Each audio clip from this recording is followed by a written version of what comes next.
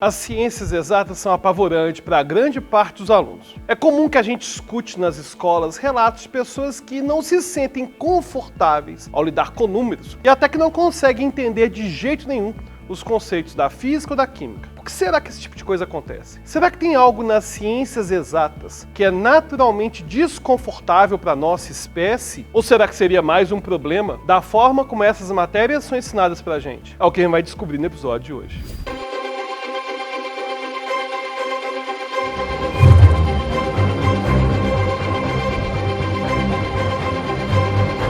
Toda vez que a gente aprende alguma coisa nova, a gente precisa usar como base o nosso conhecimento prévio. Você provavelmente ia tirar muito pouco proveito de uma palestra sobre evidências de bipedia no gênero Sahelanthropus pela análise do forame magno. Se você não souber o que é bipedia, não conhecer o gênero Sahelanthropus e não souber o que é forame magno, nada disso vai fazer sentido. Mas como que isso se aplica à matemática, por exemplo? É fácil imaginar quando falamos de alguém que está cursando na faculdade, já que o conhecimento prévio veio do nível médio. Mas e quando voltamos lá das séries iniciais? Qual seria o conhecimento prévio que as crianças utilizam como base para as primeiras aulas de matemática? Bom, para poder responder isso, vamos ter que falar de dois pontos. O primeiro é que nós desenvolvemos naturalmente, de forma muito precoce, habilidades para identificar quantidades. Essas são habilidades quase que intuitivas, já que elas não precisam ser ensinadas. Mas isso não significa que não seja possível testar e observar esse tipo de conhecimento em crianças muito pequenas. Por exemplo, no experimento, foi colocada uma certa quantidade de bonecas atrás de um anteparo. Os bebês viam o número de bonecas escondidas, digamos que eram 3. A grande questão do experimento é que quando o anteparo era abaixado, o número de bonecas poderia ter sido alterado, ou seja, poderia ter uma boneca a mais ou a menos. Se isso acontecesse, o bebê observava de forma mais demorada a cena nova, já que ele não esperava essa mudança. E esse efeito não acontece quando o número de bonecas que reaparece é o mesmo número das que foram escondidas. Nesses casos, os bebês olham por pouco tempo, já que não tem novidade nenhuma por lá. Outros experimentos já demonstraram as capacidades inatas de identificar quantidades. Isso foi visto não só em bebês humanos, mas também em outros animais. O motivo de ser uma habilidade inata de várias espécies é porque isso que chamamos de senso numérico foi selecionado evolutivamente por ser uma característica vantajosa. Para ficar mais claro, pense nos desafios encarados diariamente por nossos ancestrais. Imagine que um bando sai para caçar, mas na volta vê 2 ursos entrarem na caverna em que eles estão abrigados. Eles só vão poder entrar de novo no momento que os ursos saírem. Isso quer dizer que ignorar a quantidade pode fazer alguém entrar na caverna depois de ter visto apenas um dos ursos saindo, enquanto o outro ainda estaria lá dentro. Um outro exemplo pode ser uma questão de alimentação. Se um grupo deve escolher entre 2 regiões para colher frutos, é muito mais vantajoso escolher aquela que tem uma maior quantidade. Mas uma vez que é inviável descobrir isso contando as frutas individualmente, o ideal é conseguir dimensionar as quantidades comparando de forma intuitiva. Mas além de termos essa capacidade inata, nós também utilizamos outro recurso para aprendermos as operações da matemática. Por exemplo, é comum que nas primeiras séries a gente faça contas utilizando os dedos ou palitinhos para nos ajudar.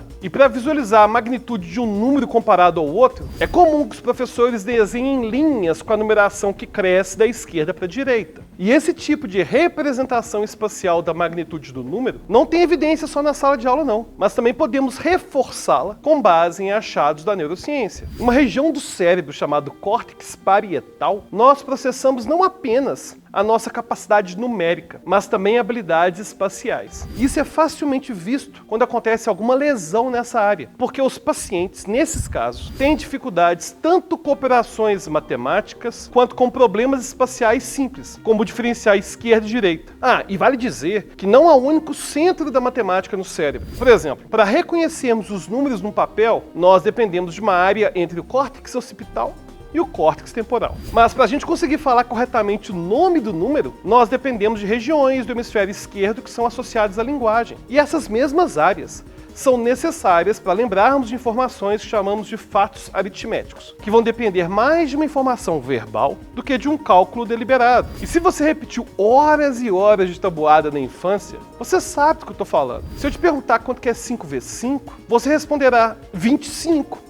sem precisar fazer cálculo algum. Você vai usar apenas informações verbais que você gravou lá no ensino fundamental. Ou seja, nós precisamos de todas essas áreas do cérebro funcionando perfeitamente para conseguirmos resolver um problema matemático complexo. O papel educacional é estimular a integração desses sistemas neurais para eles trabalharem de forma integrada e facilitada. Um processo mais sistemático deve ser feito para ajudarmos pessoas que têm problemas no desenvolvimento dessas áreas. Isso pode causar um quadro denominado descalculia. Aí, nesses casos, deverá ser feita uma intervenção conjunta, tanto por profissionais da neuropsicologia, quanto pela família e pelo ambiente escolar. Mas todas essas informações não nos ajuda a entender o porquê da queixa constante dos alunos sobre a dificuldade das ciências exatas. O problema reside justamente no passar da parte concreta para a abstração. É fácil fazer uma conta de subtração usando os dedos como apoio, mas é muito mais difícil compreender a fórmula de Bhaskara. Durante todo o nosso processo de aprendizagem das ciências exatas, nós temos que usar cada vez menos apoios concretos e intuitivos, como os dedos e os pauzinhos, e passamos a usar cada vez mais conceitos abstratos. Isso não costuma acontecer com outras matérias que ainda possuem algum certo grau de concretude,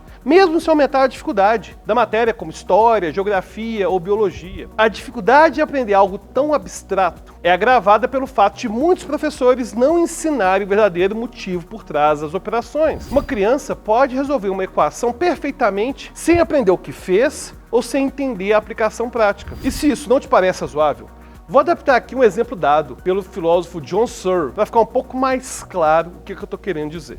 E o exemplo é o seguinte: imagine um computador super inteligente que aprendeu como identificar perguntas feitas pelas pessoas e entendeu que há respostas padrões para essas perguntas. Imagine que você poderia perguntar qualquer coisa para esse computador, que ele rapidamente ia buscar a resposta lá no arquivo que ele tem acesso. E feito isso, ele poderia te responder corretamente. Apesar de parecer a nós humanos que esse computador aprendeu todos os conhecimentos do mundo, isso não aconteceu de verdade. Bastaria que a gente confrontasse o computador com uma única pergunta para a qual ele não tivesse resposta e ele não teria como responder. Mesmo que isso exigisse um raciocínio semelhante ao de outros problemas que ele sabe a solução. Ou seja, ele pode te dar respostas de problemas complexos, mas isso não significa que ele compreendeu a base dos problemas. E trazendo isso para o contexto de sala de aula, imagina que o professor pede para a turma para resolver uma equação simples: x mais 3 igual a 5. E muitos de nós aprendemos na escola que, nesse caso, para a gente descobrir qual que é o valor de x, nós precisaríamos passar o 3 para o outro lado da equação com o sinal trocado. Assim a gente faz a conta 5 menos 3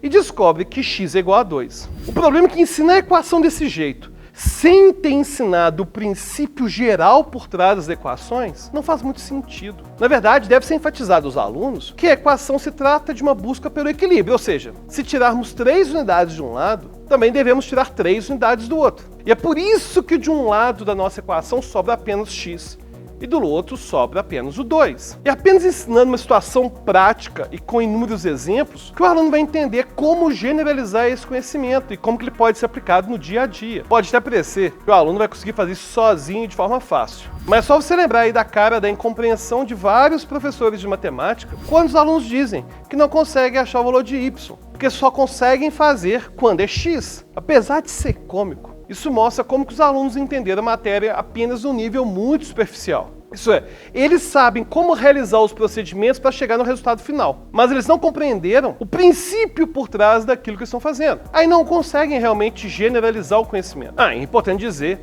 que não basta que os exemplos dados sejam concretos, eles também devem ser visualizáveis para o aluno. Por exemplo, se a gente pega uma conta de luz e mostra essa conta de luz numa aula, na primeira série do nível fundamental, esse exemplo concreto da conta de luz não vai fazer tanto sentido assim, porque talvez eles não vão entender nada do que está lá. E melhor do que fornecer exemplos, é se o professor pede para os alunos compararem os exemplos dados. Ou seja, nesse caso, o que está sendo exigido é que o estudante pense sobre o que há de comum entre aqueles exemplos. Por exemplo, no primeiro exercício, o aluno responde uma equação usando o x como variável. Depois faz uma outra equação similar usando apenas o y. Fazendo assim, o aluno vai poder olhar para a equação que tem x, para outra que tem y, e o aluno vai entender que as regras operacionais dos dois exemplos é a mesma. Uma outra lição para os professores é que se você não pediu uma compreensão profunda dos alunos antes da prova, é muito pouco provável que eles consigam fazer isso enquanto estão sendo avaliados. Gente, a função de prova é avaliar a aprendizagem. Função de prova não é punir aluno, não. Então, tem professor aí que dá um nível de aula X e depois o nível de cobrança é 1000x. Isso não faz sentido algum.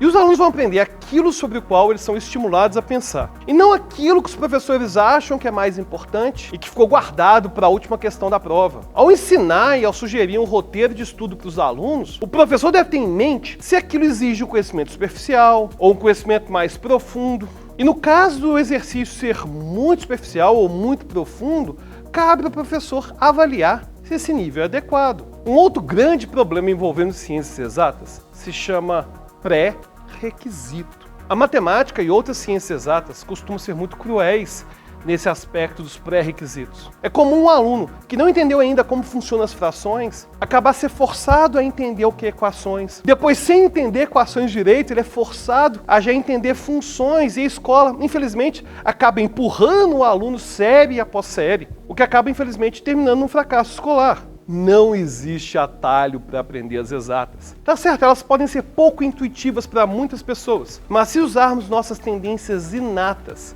e seguirmos uma boa estratégia pedagógica, nosso cérebro não vai interpretar todo esse conhecimento como sendo apenas limitado para alguns gênios. E você, já teve problema com a matemática? Já percebeu se não foi uma questão envolvendo um pré-requisito? Tem alguma dúvida?